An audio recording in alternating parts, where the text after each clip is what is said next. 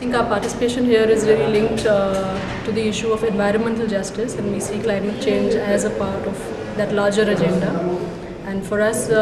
we work very closely on the National Development Goals and the Common Minimum Program. And our contribution here has really been to say that how do we see the agendas and priorities of socially excluded groups becoming an integral part of this dialogue, and at the same time how does this dialogue also become a part of the political discourse of the socially excluded groups. And we see the two agendas as very closely linked. For instance, land sustainability and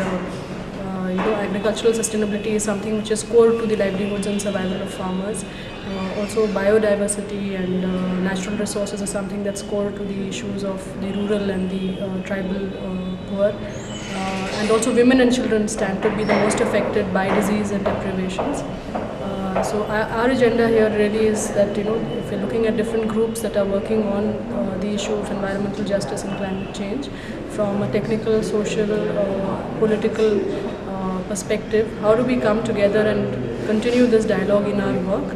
and how do we work together to influence governments to take positive actions and also to hold the corporate sector accountable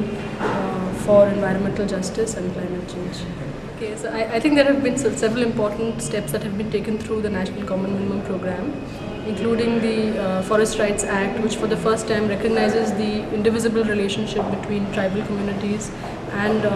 forests and forest land and produce. And I think it's our responsibility to really strengthen this kind of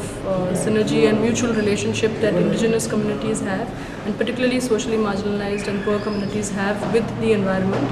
not just as beneficiaries or victims of environmental change, but as decision makers. So we've been emphasizing that through the 73rd and 74th constitutional amendments, how do we really strengthen people's capacity to take decisions about what's happening in their own villages, in their own slums, or in the backyard, in their own backyard,